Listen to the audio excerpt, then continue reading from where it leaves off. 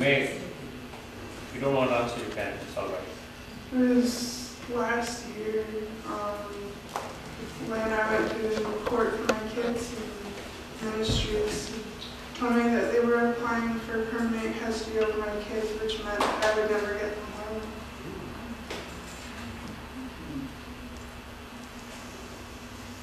I went out and I drank a lot.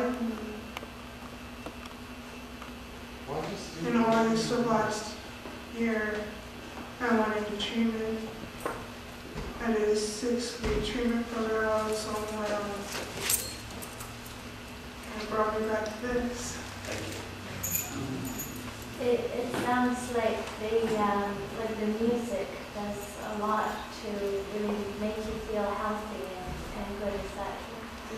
Yeah, that's a nice thing to do. It's nice to feel wanted. Yeah. It wasn't really my choice to be the singer. My younger brother there, like tonight, volunteered me to do there. So,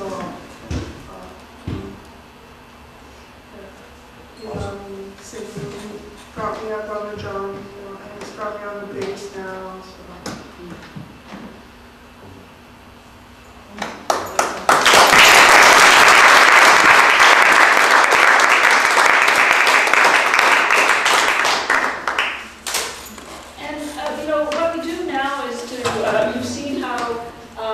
Easy, difficult it is to come up and tell a story, and I just wondered if any of the other people from the One Stop wanted to tell a story for us tonight.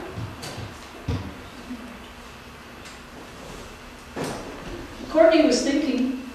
Courtney decided not to? I guess I can go quick.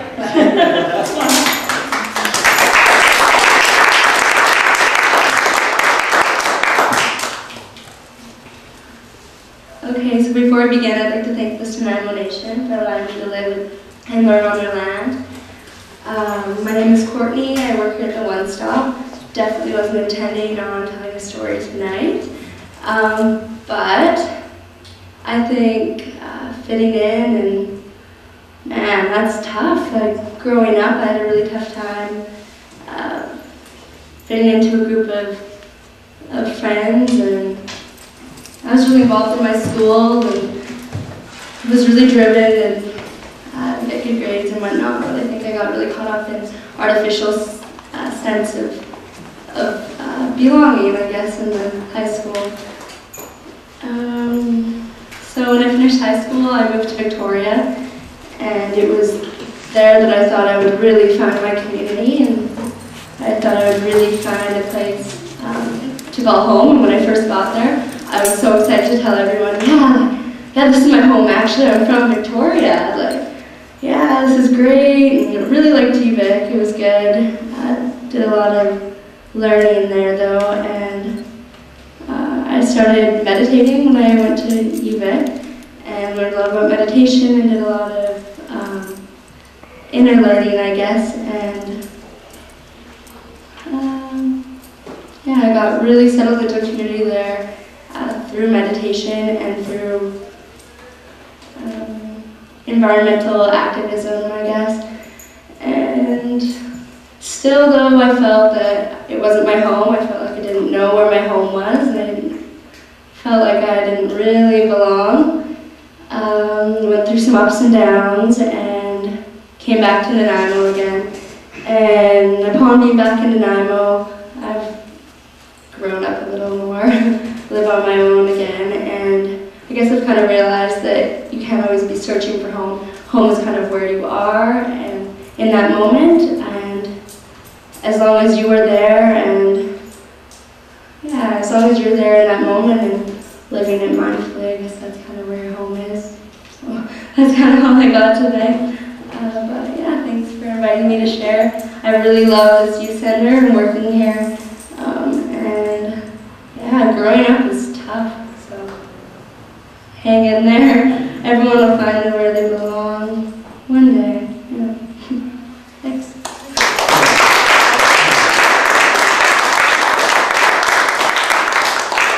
Any questions for Yeah. One of your last sentences was that you love working with youth. Tell us what you get out of it. Oh, I get tons out of it. I get so much energy out of it, actually. This is my first job that I've ever left more energized than going in. I think I'm so grateful for the youth that come here and actually share their lives with me. I think that's such a privilege, and I mean, where else can you go to work and make Valentine's Day cookies? Like, let's be honest, that's pretty awesome. we have a lot of fun here, and yeah, I'm just really grateful for the youth I work with and feel privileged for them sharing what's going on in their lives with me. Any other questions before she goes off, because she was running? Yes. Where are you running off to?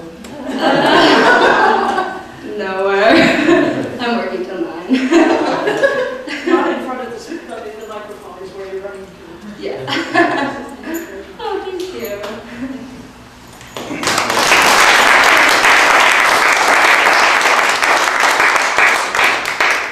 So, anybody else willing to risk it?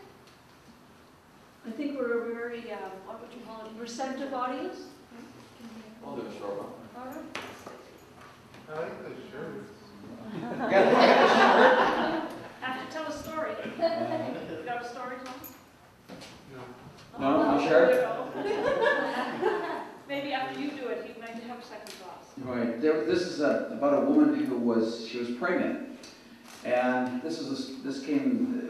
she was pregnant with a disabled child, and she had the child, and afterwards, somebody said to her, "What was it like to give birth to a disabled child, and then what is it like raising a disabled child?" And she said, "Well, it's like this.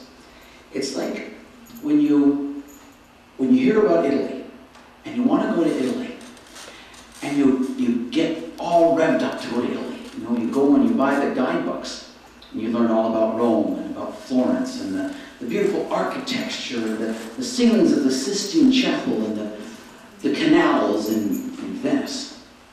And you even learn a few phrases of the language and get all excited. You get your plane ticket, and you got all your bags packed, and you get on the plane. Oh, it's exciting, you're going to go. Plane lands down. Stewardess opens the thing and says, "Welcome to Holland." Well, wait a second here. You're thinking to yourself, wait a minute, I plan to go to Italy. I have been waiting for years to go to Italy. I want to see Rome, and I want to see the ruins, and I want to see all that. She says, "I'm sorry, we're in Holland." Well, the good thing is, they haven't dropped you off in some place full of petulance and disease and poverty. No, this is just a different place. But you get off the plane and things are a little different. All those phrases you learned, well, you're going to have to learn new ones. And if you wait around long enough and look around, you notice, wow, Holland has windmills. And Holland has flowers, thousands of flowers. And Holland has Rembrandt and Van Gogh. And sure, she didn't get to be in Italy, but she discovered a life of beauty where she was. That's the story of Welcome to Holland.